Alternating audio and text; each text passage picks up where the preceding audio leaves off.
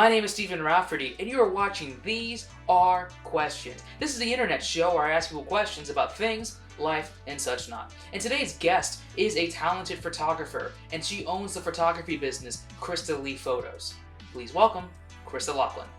Krista, welcome to the show. Hi, thank you for having me. Before we get into the interview itself, I want to explain the rules of These Are Questions. Krista, I'm going to ask you a series of questions that are going to be based around your career and aspirations, along with a mixture of questions that are borderline idiotic and, well, randomly stupid. Do you accept? I accept. Good. So, Krista, are you ready? I'm ready. Okay. Internet, are you ready? I'm going to take that as a yes. With that, let's begin. I would like for you to introduce to the viewers watching a little bit more about yourself and what made you interested in pursuing photography as a career path. I started out taking photos of just like landscapes when I was traveling. I loved doing that. I always loved taking photos. My dad was actually a wedding photographer in his 20s. So we both kind of share that love of photography, and my mom pushed me to take a photography class finally, and I was just like, taking photos of like nature is awesome. Love taking photos of people too, and I just went with it. Very cool. So you followed your father's footsteps in a way and kind of developed it for your own style. So that's pretty cool.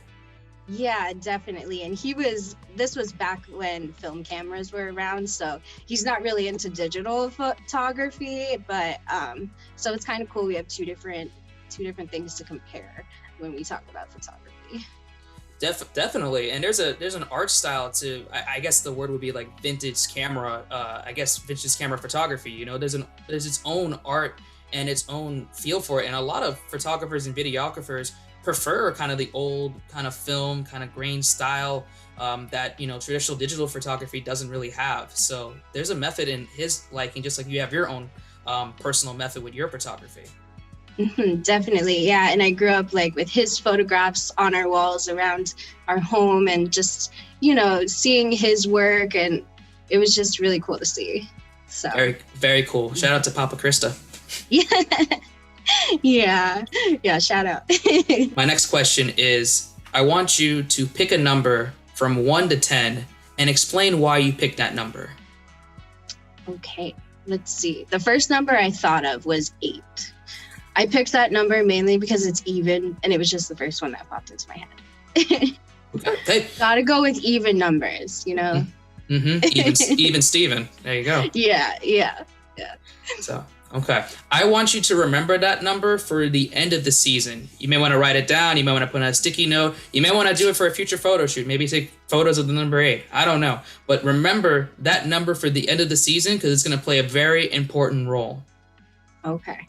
All right, cool. Sounds good. Great. My next question is, what are your favorite types of photo shoots to do? So there's a couple different. I love graduation photography, of course. All the confetti and everything is always fun. Family photos, those are awesome too. Babies, pets, you can't take a bad photo of them. So I love taking those photos too.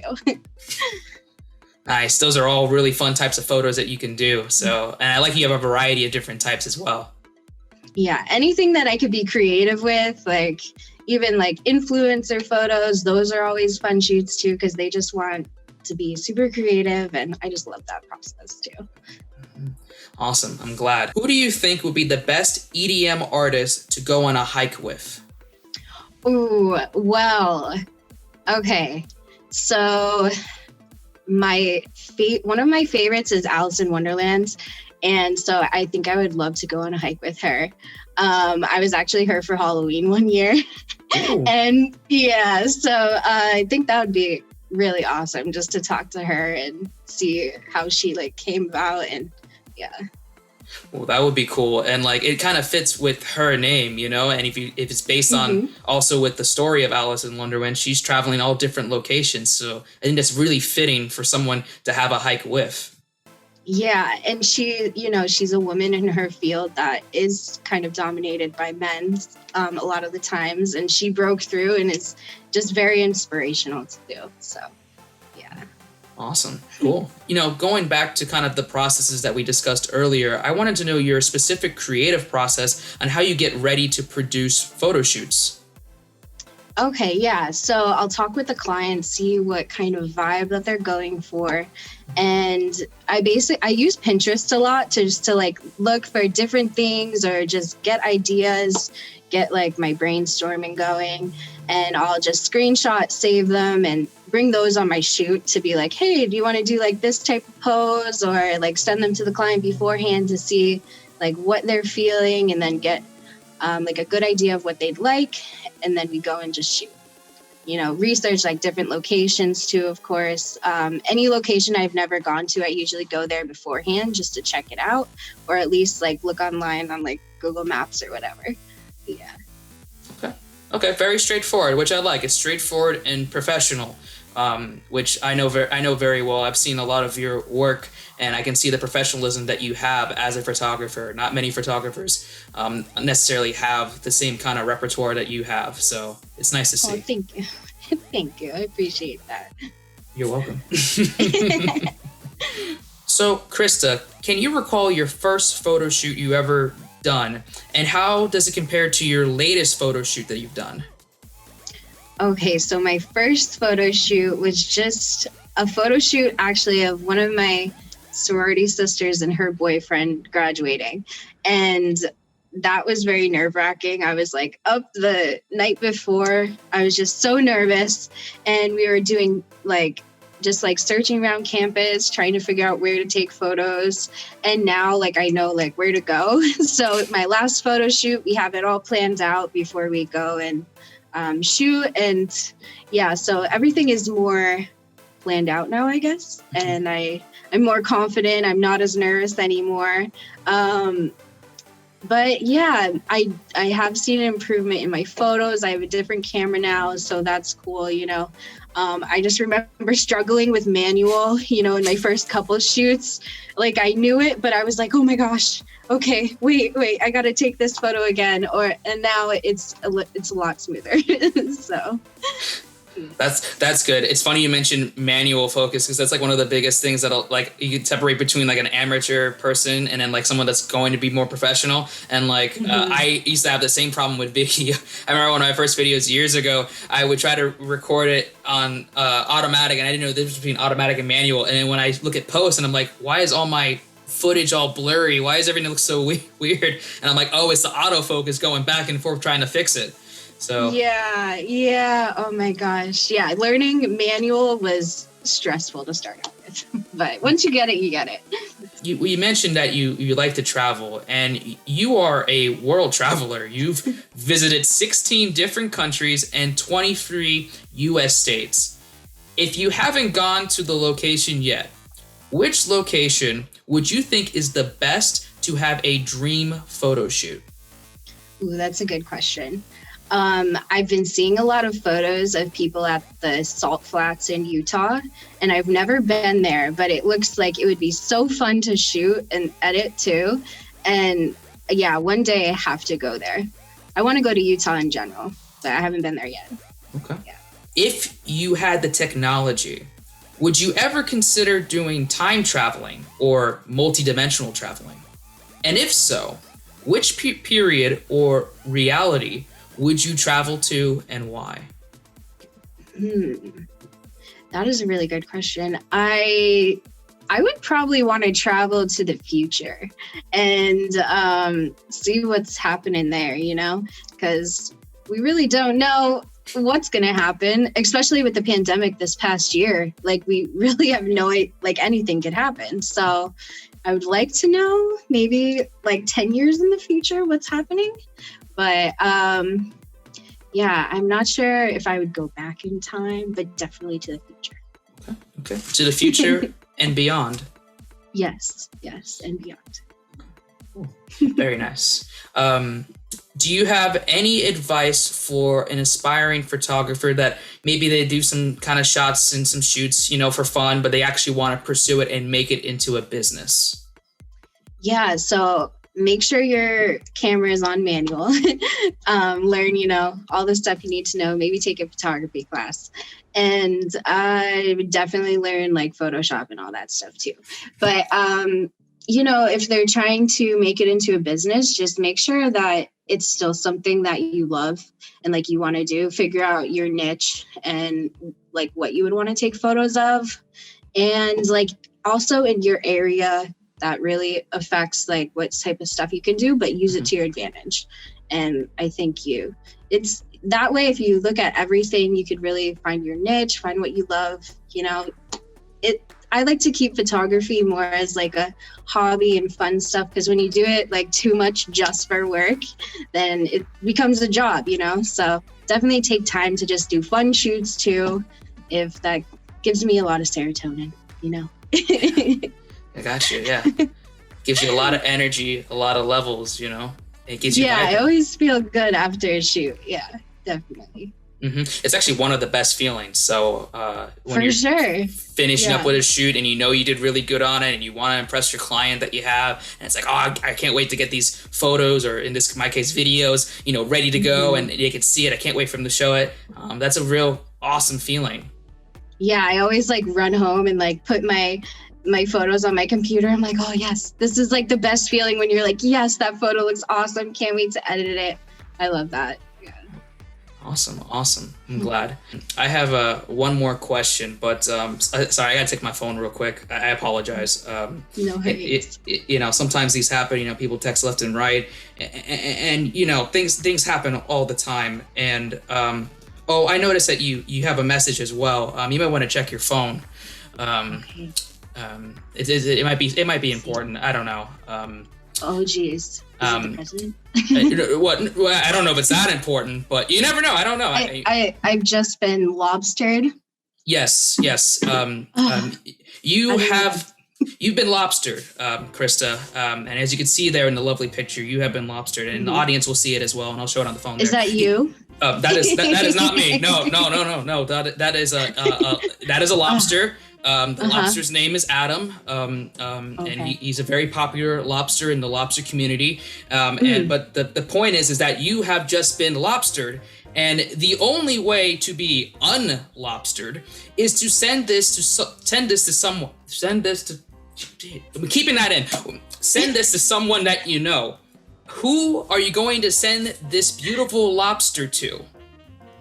Oh man, so many people. I think I'm going to send this to my mom. I'm going to send it to my mom. Okay. She's going to be very confused. She's going to be, okay, I just sent it to her. She's going to be really confused. Perfect. She doesn't really get memes, so that makes it even better. Oh, perfect. Even more perfect. That's what the lobster's for. It's to make people lobsters. Oh my gosh, yeah, I can't wait to see what she says. I'll give a minute. I'll wait a minute before I, finish off or anything, because you never know. I might get the response there. If not, it's okay. It's fine. Yeah. I'm not really. We'll see. We'll see. My mom always wants the reply back right away from me, but then she doesn't really get back to me right away sometimes. Typical parent things. Of course, it happens. It happens, and especially with what you just sent her. Yeah, she's just gonna be like, She might not even respond because she won't get it. She won't. Even better. That's even better. Just no response. What is this? Yeah, we'll see. She might be working. I could always try to send it to someone else. I mean, you can send it to as many people as you want. You're already unlobstered, so you can send it. You can send it to your dad. You can send it to, I don't know if you have siblings, but you can send it to them. You can send it to your friends, sorority sisters. I mean, who knows? You can send it to everybody that you know. I'll send it to my boyfriend. His name's Jose. Okay. He'll probably reply faster. Okay. He's gonna. But okay, yeah. Let's see if they do. Let's see. Still no reply. That's okay. I'll give it a minute, and then we'll call it a day. Okay. You know? Don't let me down. Don't let you down. Come on. Feel the power of the lobster. You know? Any lobster vibes. Lobster vibes. It's a very powerful seafood. Very powerful. Very powerful. You know, Do it's you good like for seafood? you. You're asking me questions on my own show. Sorry, I don't know. It's okay. I like some seafood. I'm not like super big on stuff, but I like a good salmon. I like a good sea bass is really good. I like scallops. You know, when I do have them, those are good. I'm not big on shrimp though. Yeah. But I like crabs. Like a good crab cake is good. You know? Yeah. So I like some seafood, but I'm not super big on seafood. Yeah, I feel you. You're a lot more well-rounded in the seafood area than I am. So. Gotta expand yourself, you know. You gotta I try know, everything. Yeah. I'm bad with that. You know, anything like if it's covered in cheese, though, I'm good. You know. Okay. If it's seafood and cheese, I could do that. So you could do a lobster mac and cheese then. Yeah, or like something I've had that was really good was a crab wonton. Oh, really okay. Amazing. Yeah. Like the crab ragoon. Yeah. Those are good. Yeah, those are really good. Okay. They let me down. They're not answering. It's okay. The lobster's not for everybody, Krista. It isn't for everybody. Yeah, I probably confused them. Which that's fine. It happens. One day, everyone will understand the power of the lobster. One day, we're spreading awareness. Yes. If you look on my invisible watch that I don't have on this hand, we're at the end of this interview. So, Krista, it was a pleasure speaking with you and talking more about what you do in photography and getting to know a little bit more about you. Pleasure to interview you. This is your moment. Anything you want to say to the camera, any last words, any final thoughts, anything you want to promote, this is your time to shine. Okay, well, thank you for having me on. This is awesome. And so if you guys have Instagram, follow me at Krista Lee Photos, Krista with a K.